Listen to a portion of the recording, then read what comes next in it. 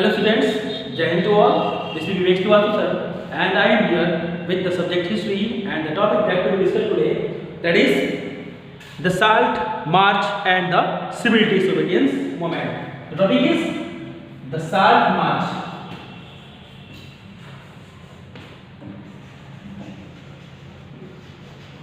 Okay, the SALT March and the Civil Disobedience Movement.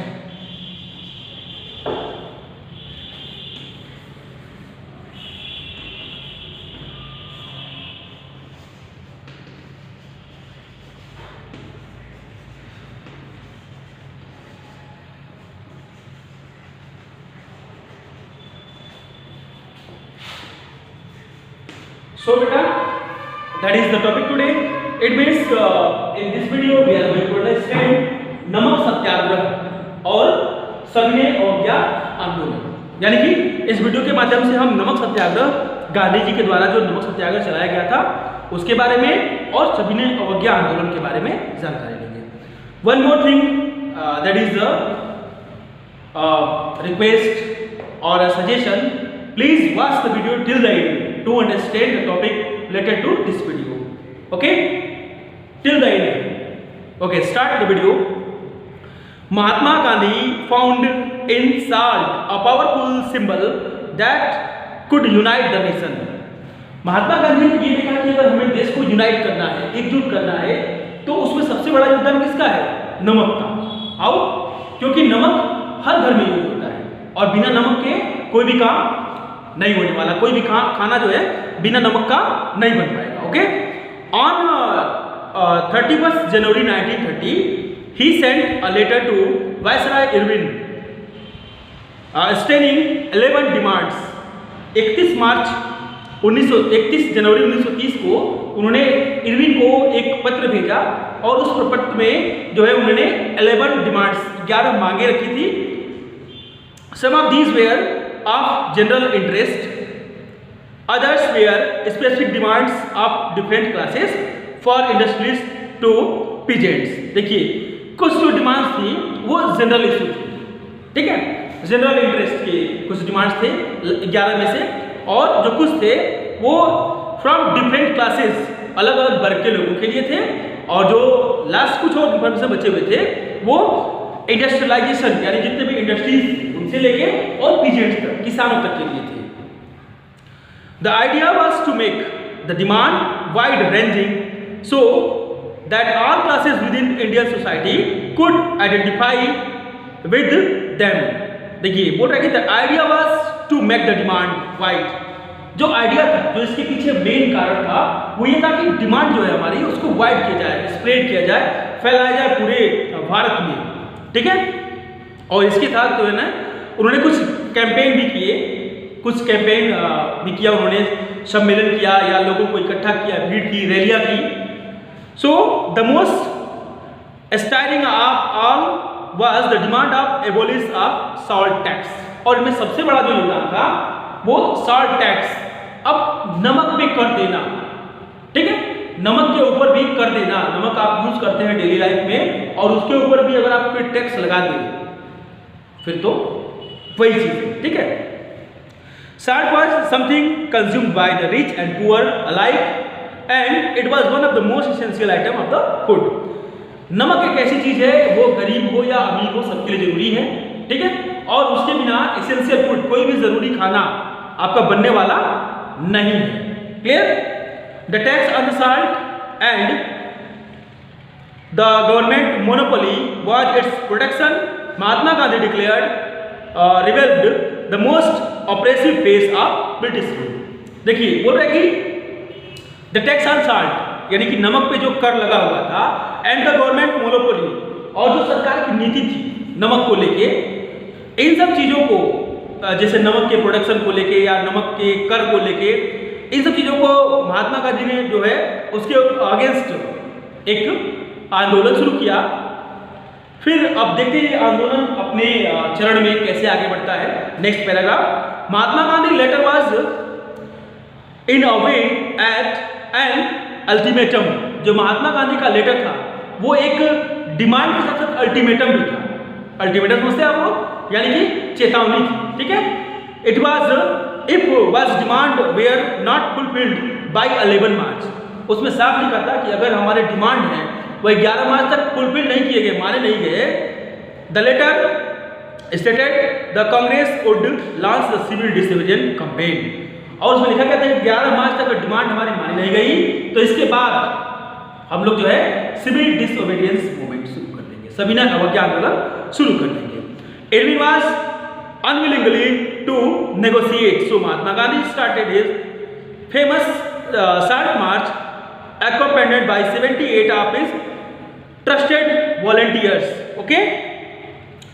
देखिए अगर जो जिसके लिए लेटर लिखा गया था लॉर्ड इरविन के लिए, उन्होंने इसको नेगोशिएट किया, हल्के में था, और उसके बाद गांधी जी ने अपने 78 अनुयायियों के साथ, ओके, 78, ओके, जो उनको 78 अनुयायी थे या उनको फॉलो करने वाले थे, फॉलोअर्स थे, जिसको ट्रस्टेड वॉलंटियर बोला गया, ठीक है, 78 ट्रस्टेड वॉलंटियर्स, ठीक है, इनके साथ मिलकर उन्होंने इस कैंपेन को शुरू किया। And the march was over 240 miles from Gandhi ji ashram in Sabarmati to the Gujarat coastal town of Dandi. देखिए ये जो 78 लोगों को इन्होंने लेके वर्क शुरू किया था, 240 माइल्स इन्होंने दूरी तय की, 240 miles. Clear? Write the topics. And it was started from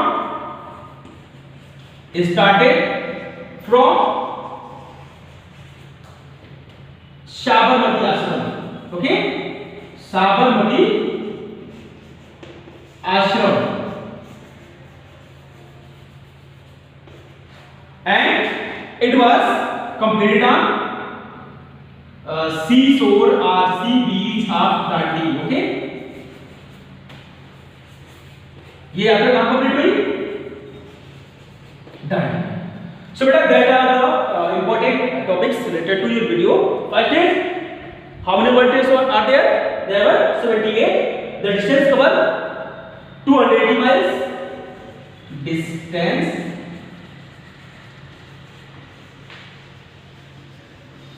covered. Okay, it started from Sabarmati Ashram and end on sea beach or completed right.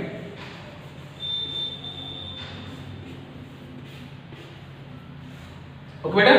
So continue. And one more thing, the volunteers walked for 24 days, about 10 miles a day. 24 days. On average of 10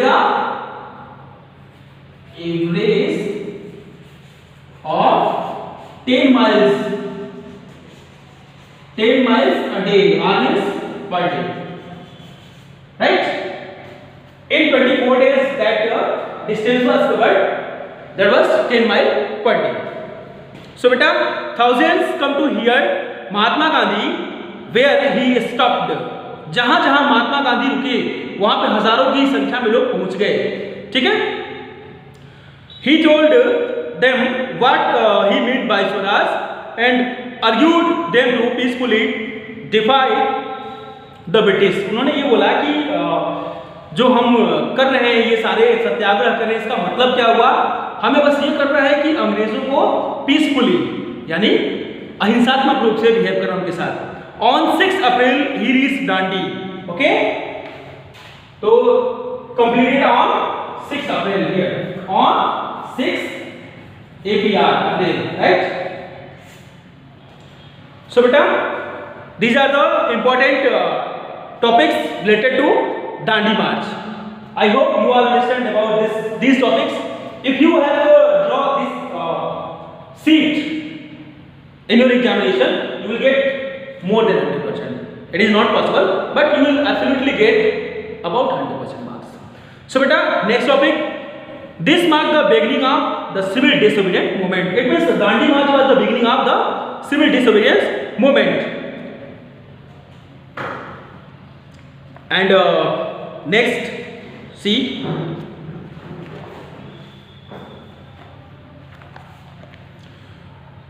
okay, thousands of different parts of the country broke the salt law, यानी कि country के अंदर, देश के अंदर हजारों लोगों ने जो साल्ट लॉ था, नमक कानून था, उसको तोड़ दिया।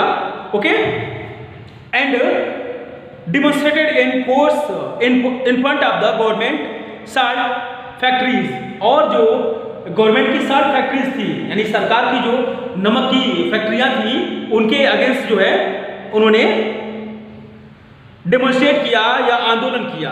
As the movement spread foreign cloth pay revenue foreign cloth boycott and liquor shop were picketed. देखिए जैसे मूवमेंट ये बढ़ा, जैसे ये आंदोलन बढ़ता गया, विच आंदोलन, that is about disobedience movement, सभी ने आंदोलन।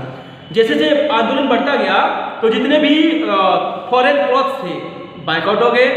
इसके बाद जो लिकर शॉप यानी शराब की दुकानें थी, मद्यपान की दुकानें थी, वो सारे जो है बंद हो गई। एंड पीजेंट्स रिक्वेस्ट टू पे देयर रेवेन्यू एट चौकीदारी टैक्स, और जो है जो पीजेंट थे उनको चौकीदारी टैक्स देना पड़ता था। चौकीदारी मतलब उसकी रक्षा करना, देखभाल करना, वो टैक्स उन्होंने देने से मना कर दिया।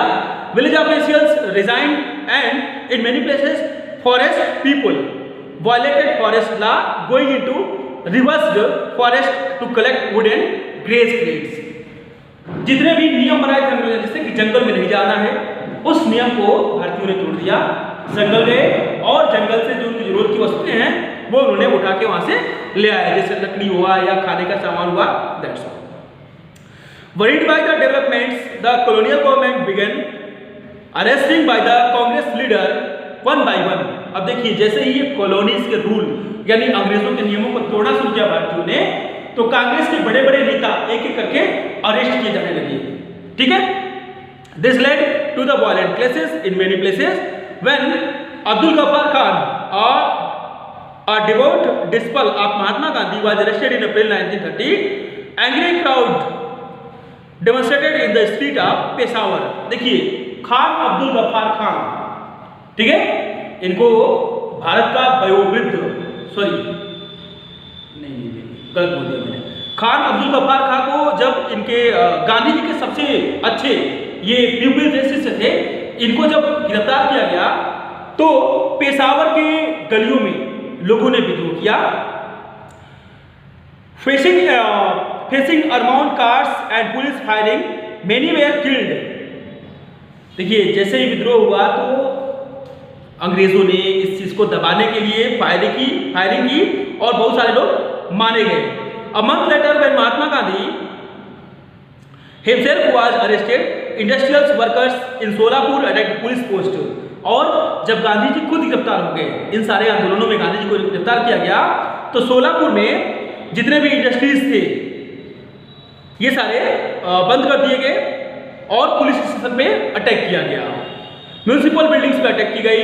जितने लॉ कोर्ट्स थे, कोर्ट बेस जो ही आपके आज की जजमेंट वगैरह, ये सारी चीजों पे अटैक किया गया, रेलवे स्टेशन पे अटैक किए गए।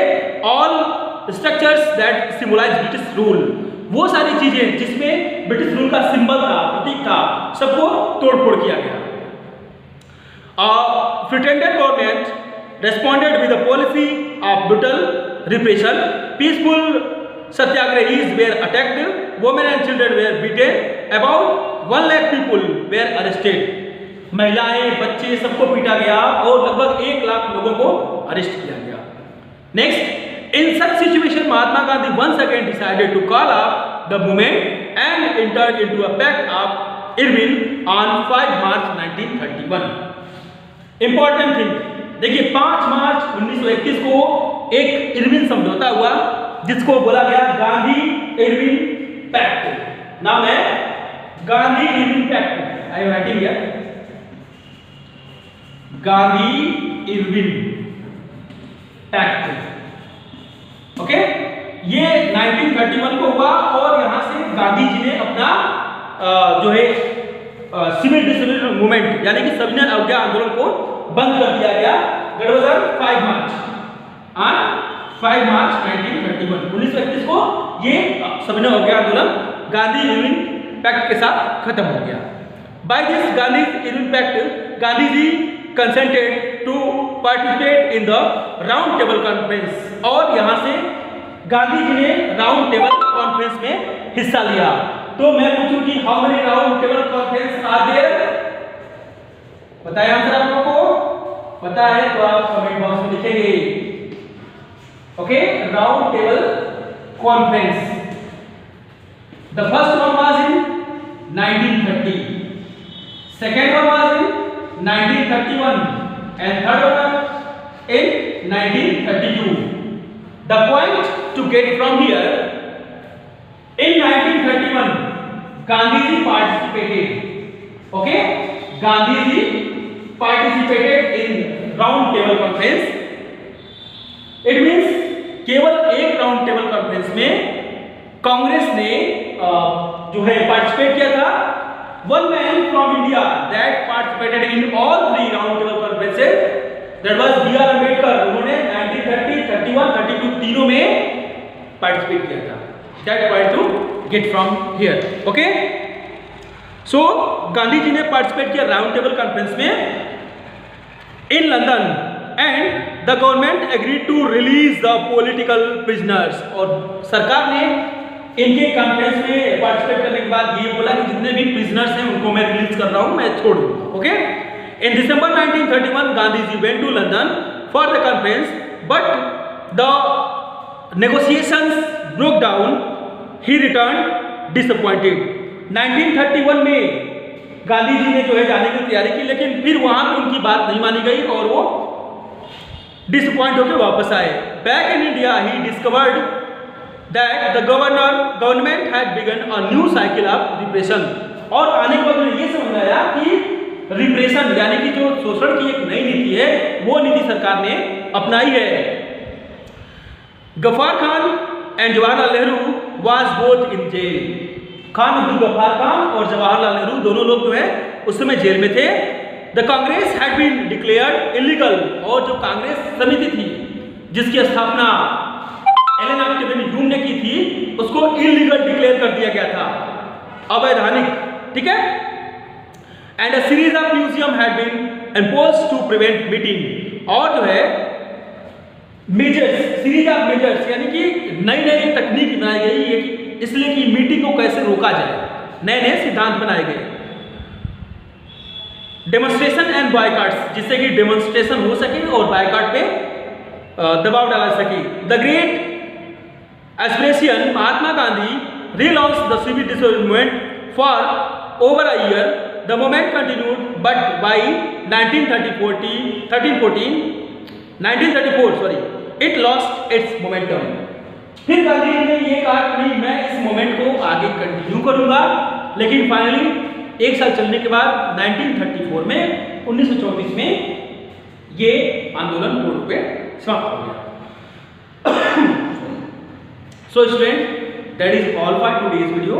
I hope you all have got the point that is important for your examination. And one more thing, keep watching channels. If you want to take more information, then you have to watch the complete video. Okay? Don't leave the video in the mid or in the start session. Let's watch the complete video to get more and more information. All the valuable information will be provided by the board. Okay then, up to the next video. Thanks for watching the video. Have a nice day.